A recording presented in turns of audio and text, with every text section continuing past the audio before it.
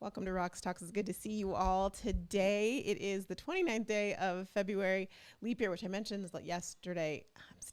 I know they explained it to me in school, and I know it comes every 4 years. I know there's an extra day, but why do we call it leap year again? What are we leaping over? It seems like we should be calling it like add-on year, or all the other years should be leap year, but alas, it is that extra day, and it's kind of fun to get an extra day, don't you think? Today we're going to be talking about Love is Blind, but before that, I do want to talk to you about, I have a question for you. I'm wondering when you started being kind and showing grace to yourself. Some of you might say, not there yet. Also, I want to give you a little update on the all things with the TikTok workshop that's going to be in 6 days. Did you sign up for it yet? And a little heads up on that. In fact, we're going to start there. So I'm very excited. We're getting more and more people who are asking and signing up about it. I have not set the dates. Dates, I've set times. I'm going to do a mornings. Oh, wait. I am going to do a morning session. You know, that came to me. It's so funny. I'm like, you're probably like, what just happened to her? My sweet sister texted me this morning and said, we're going to go get massages. Clear your calendar. We're getting massages on Wednesday. And it just dawned on me. This is why, sometimes you think, why didn't I set the exact times yet? This must be why. So I know the times are going to be gone doing all those things. So we're going to do a morning session. I can say that now because I have clarity on that. We're going to do a morning session. So it'll be one probably 7 or 8 o'clock Mountain Time. And then we'll do an evening session as well too. That way I can honor the massage and honor the workshop, which I'm so excited about bringing to you that way. And also that allows more of you to be able to come because I know your schedule is going to be different. I also want to kind of warn you that we have another little something coming up. Or I have another little something coming up, cooking up, that's going to be coming up in March. You just saw Scott walk by. That is going to be exciting as well too. So stick around and for that. If you enjoy the idea of video, if you've come around to the fact that video is not going anywhere, and I've been saying it for years, but you're ready to like dive in and you're seeing the need for it, and maybe just not only on Instagram or on Facebook, but perhaps TikTok is just not your jive, your jam for whatever reason under the sun. I know there are a lot of them, and I hear you. We'll be doing a workshop that is going to be surrounded around another platform that I think you're going to really love too. But I'm going to leave that one. We'll talk about that maybe next week. Okay, so today, last night I went to the basketball game. Arizona State played University of Arizona, so big rival game. University of Arizona is ranked. Arizona State is not, but still it's a rival game. And it started at 8 o'clock at night. Now, for the household that I live in, the Budgel household, we go to bed early and we wake up early. That is how we do things. So 8 o'clock is like, Scott couldn't make it because he had his trainer this morning. So I went with my family, and I have to tell you, after the first half, towards the end, I was like tired. During halftime, I'm like, I'm getting tired. I realized, that's because it's like 9 o'clock at night. Of course you're getting tired, Roxanne. It was fun. I loved the game. No, I didn't love the outcome because Arizona State did not win, and I basically grew up on that campus. That's where my parents taught and teach. So there was that. But what I realized that when I got home, it was so fun to come home to Scott and the dogs and get all the love, and they missed me and all those things. But this morning I was tired, and I allowed myself to be tired and go at my own pace and not push and insist that I have to do things. I listened to my body and my mind, and I decided to be kind to myself. Now, juxtaposition to that, yesterday, so I am in, I always believe in being a long lifetime learner, and I'm in this academy right now where I have coaches training me up and all the things on content creation, because I am doing a lot of content creation and affiliate work. And there was Wednesday is one of the days where there was a big session, like coaching session. And I was thinking about all the things I need to do because I knew it was going to be out last night. And so I didn't show up initially because I was doing stuff. And then I'm like, I got to show up. I felt the pressure. And I said, Roxanne, don't do that to yourself. But I was feeling the FOMO where I felt like I needed to show up. And I did. And I did get something out of it. So it was good. But I also felt the pressure of I have to be there because that's an expectation, because it's an event, people are meeting. And I don't know if it was FOMO or just like that feeling like you got to be a good student. And it dawned on me today as I was being kind to myself. And I'm like, nope, I'm going to be kind to myself. I didn't do anything before I had a client this morning, and then I went to the gym, and I realized, okay, oh, the dogs, hold on. I don't know if y'all can see this. Let me see if I can get this working right. Hold on. So you can see the nonsense that is there. There's one. There's the other one. So Baylor is finally looking at her, as you can see, and she's barking at her. These are the only times that Baylor will look at her. She'll look at her and just bark at her. And Maisie sometimes will retreat, or she'll just stand there and take it. Maisie's literally just looking at her. So there. Oh, no, she's scratching. She's like, okay, I'm not paying attention to this. But if Maisie came right now and went up to Baylor, I'm telling you right now, Baylor would like either run away or would freeze or look at me like, Mom. We'll just leave it there while I continue to see what's going to end here. You don't need to look at me. So anyway, as I was saying, I allowed myself to knowing, okay, you had a long night. It's okay for you. And I was like, oh my goodness. Before my client, I thought I was going to do the show. And I'm like, nope. Oh, Maisie ran off. There we go. Okay. And there it is. It's a dog life over here. But it got me thinking, because you can make those decisions, but then feel guilt about them, right? And feeling guilty about something like that too also is not being kind to yourself. And I was wondering, how kind are you to yourself? How much grace do you allow yourself? If you decide you're not in the mood to do something, maybe you're supposed to be going out with your girlfriends, you haven't seen them in a long time, or maybe it is something that you were going to do for someone else or for yourself. And you're like, I'm not going to do that. I'm not going to show up. I'm not going to go. Do you feel the guilt? I think we're in this society so much where it's like you have to show up. And if you don't show up, then that's being bad. And there's some like weakness in that. And I'm beginning to realize more and more when I stop and listen to myself. I don't know what I did to this tripod, y'all. That it is so much more important to listen to our bodies and decide what is right for us in that moment. And know that if we didn't feel like it was right to be present somewhere, that it wasn't meant for us, and that's okay. And that's the right thing. And that but to add to that, it's insisting that you're not going to feel any guilt around making those decisions. Great example, as I've coached many, many, many direct sellers. Direct sellers will come to me and say, listen, I know they want me to do this thing. They want me to reach out to all these people. They want me to do it this way. And that's just not me. And I want to do it a different way. And I tell them, you can absolutely do it a different way. And I support you in that. Are you okay with the fact that your way might take longer? And or are you okay with the fact that if for some reason you're not seeing the successes, that you are going to get pressure from your team members or from your leader saying, well, you didn't do it my way, so that's why it didn't work? Or are you okay with a new product coming out and you consciously deciding you're not going to, in other words, supply it, promote it to your audience because it doesn't fit for them? And when you make that decision, do you feel like, because sometimes it's easier to make that decision, but then after the moment, you feel like, oh my gosh, maybe I'm not where I should be because I didn't do it the way everyone else did. Or maybe because I didn't show up the way everyone else did. Or maybe I am missing out.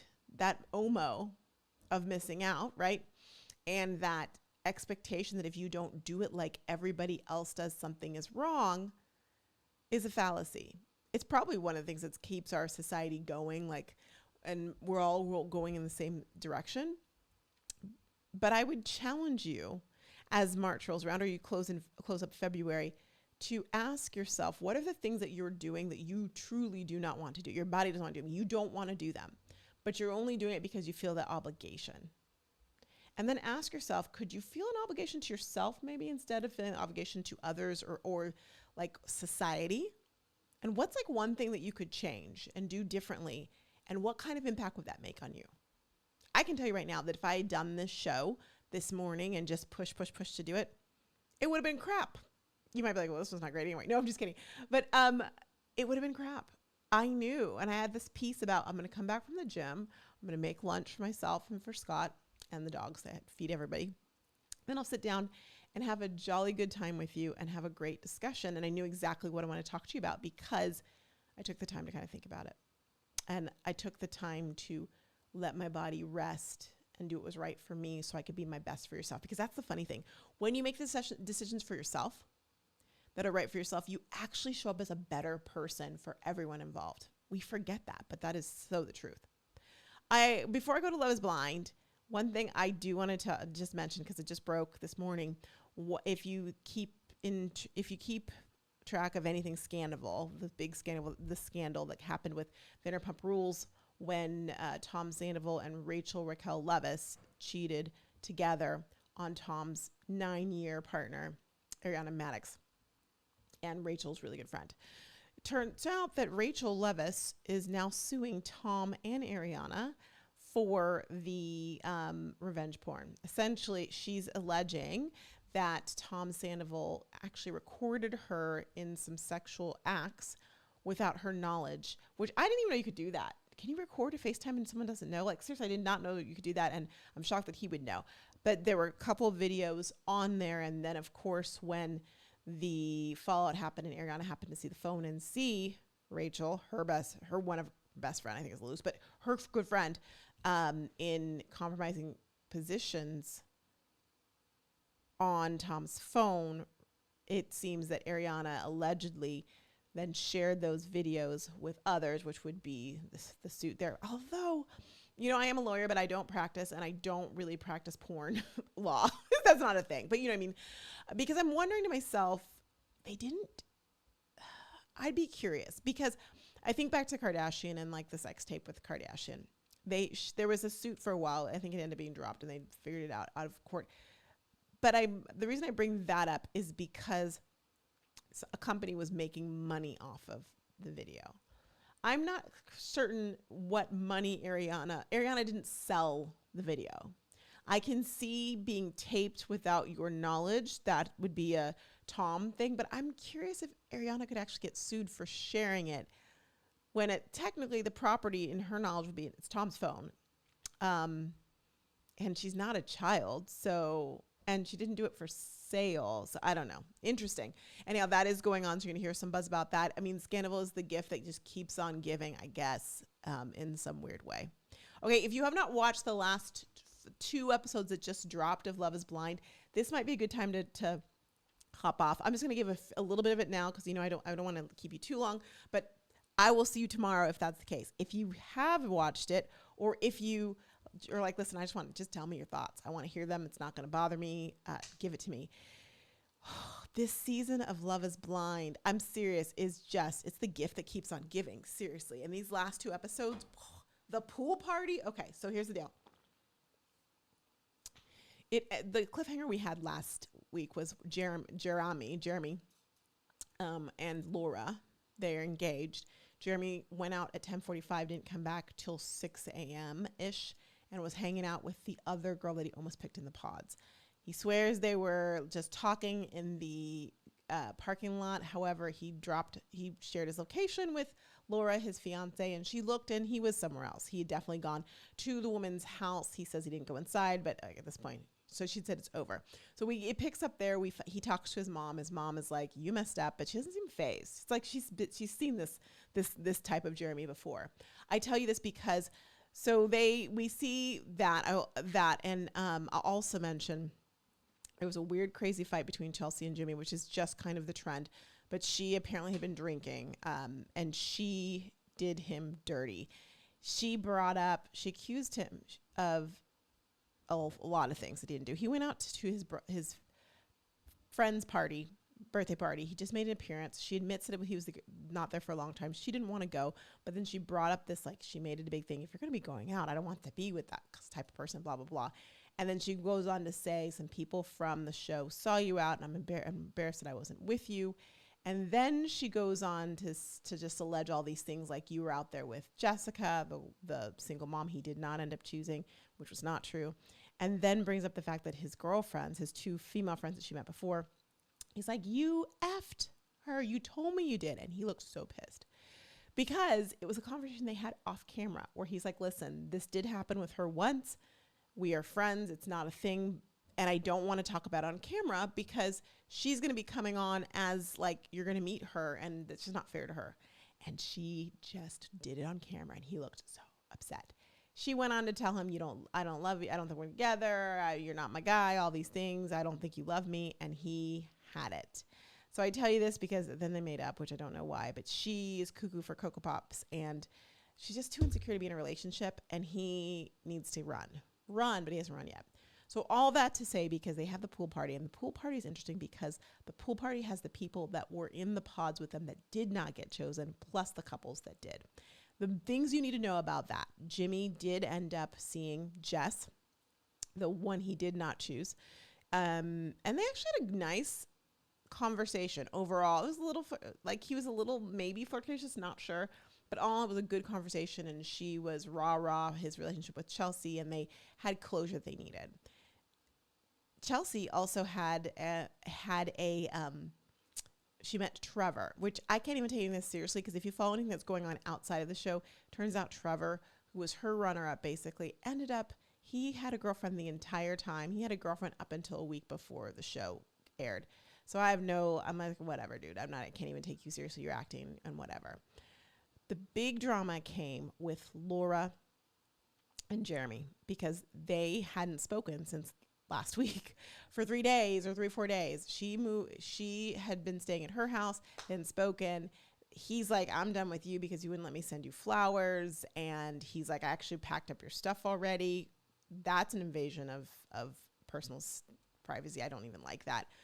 But the girl he had been with that night is sitting down with AD, and I'm telling you, a master class in an ability to set someone up to say things but make it clear to them you're not cool with what they've done. I don't know how AD did it, but she had Sarah talking about, she's like, let me get this straight. How did you ask a full engaged man? What made you send him this note telling him the door is still open? And how did you feel good about all these things? And Sarah's trying to defend herself, but there's nothing to defend. And she's trying to explain it, but there's nothing to explain. And actually realizes that she's just been really outserved. She's out of her league with this conversation with AD. And then she runs off to Jeremy and she's crying, "We wouldn't have done it this way, but it's love and blah, blah, blah." Which, no, you didn't have to do it that way. You could have just waited till the pool party to see if he was still with her and then gone like that. You shouldn't have been sending him notes. Anyway, not appropriate. So they are like, oh, forget it. Let's just go. We'll show them. Let's go water ski. So while everyone is pool partying at the lake, I should say lake party, they go on water skis just to act like clowns, basically. Not impressed. So that was but the drama of it all was just get me the popcorn. This is wild. Those are the big things you need to know. And then it did end on a cliffhanger of the show, and a cliffhanger where Jimmy was like, Chelsea, you've not told me what you're going to do at the altar. Are you even in on this? And it just went fade to black. So we know that next week we're going to have one episode. It will be maybe 3 weddings, and we'll see if they get married. I mean, there was wedding dress shopping, there was tuxedo shopping, but the crux of what you need to know is in fact, if you wanted to fast forward and just watch the pool/lake party, that gave you everything in the episode. That and the 500,000th fight between Chelsea and Jimmy earlier before that. All right, I'm going to leave you because I know I've gone a little long. So good to talk to you. I will see you tomorrow. And don't forget to click on the link if you want to come to the TikTok workshop. It's going to be phenomenal. It's going to be live. We're going to hang out. You're going to learn a lot about how you can really grow your presence on TikTok, and you can monetize TikTok in a really fun way. All right? All right, everyone, go be great. Bye.